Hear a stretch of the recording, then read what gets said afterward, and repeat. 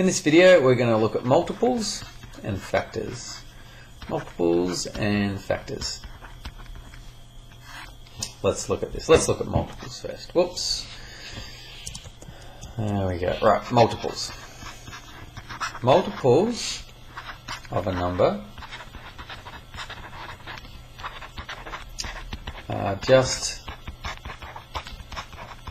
times tables. Okay, so it's multiples. We're just multiplying them by 1, by 2, by 3, by 4. Okay, so an example of that, the multiples of 6. What are the multiples of 6? Well, what's 6 times 1? 6. What's 6 times 2? 12. 6 times 3? 18, 24, 30, 36, and on and on and on. They're the multiples of 6. What are the multiples of 11? These are pretty fun. Everyone loves the multiples of 11. We've got 11, 11 times 2, 11 times 3, 11 times 4, etc., etc. They're cool. So multiples, all they are the times tables. Let's just do multiples of 5. Multiples of 5, 5, 10, 15, 20. So you're just sort of going through your times tables. You've done that probably a million times. Let's have a look at factors. The reason we sort of give them names is so that later on, when we use them in different parts of maths, you know what we're talking about when we're looking at factors and multiples and highest common multiples and lowest common factors and those sorts of things. It really comes in handy, sort of like fractions and stuff. Let's have a look at factors. Factors are numbers, whole numbers I might say, whole numbers that divide exactly.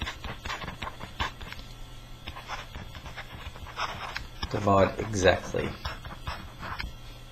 into a certain number. Okay, so let's have a look. So let's look at the factors of 12. Okay, factors of 12. Let's go through the numbers. Let's start with 1. Does 1 go into 12? Yes, it does. In fact, 1 goes into every number, so 1 is always a factor of whatever number you choose. Does 2 go into 12? Yes, it does. Fantastic. Does 3 go into 12? Yes, it does. Does 4 go into 12? Yes, it does. It's going. Does 5 go into 12? Well, that's where the fun stops. 5 does not go into 12. There's nothing you can times 5 by to get 12. So 5 is not in there. Is 6 in there? Yep. 6 goes into 12 2 times, and then we're halfway, so there's nothing else. 7 doesn't go into 12, 8 no, 9, 10, 11. We don't have anything until we actually get up to the number itself. 12 goes into 12 once. So they're the factors of 12. You see, when we get to the halfway point, 6, there's none, there's no other factors, and this always happens until you get up to the number itself. That just makes sense. Okay, let's just do one more. In fact, just before we do, sometimes it's helpful when you're trying to find the factors to list the factor pairs. So let's say you did 1. 1 times what is equal to 12? 1 times 12. And so they've sort of got this factor pair. 1 and 12 go together to make 12. How about 2? 2 times 6 makes 12. So there's another factor pair. What else have we got? 3 times 4, and that gives us all of our pairs. 1, 2, 3, 4, 5, 6 numbers, and they're the numbers. So they're called pairs. They go together as factors. Let's just do one more. Let's do 28. Let's have a look at 28. What are the factors of 28? Well, let's just do the pairs because it's interesting. We've got 1 times 28, so they're both factors.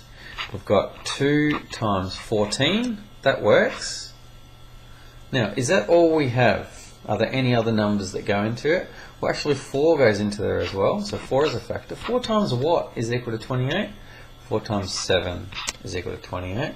So therefore, our factors of 28 are 1, 2, 4, 7, 14. 14 is the halfway point, and then you jump straight to the end, 28. So they're the factors of a certain number. So that's factors, and that's multiples. See you in the next video.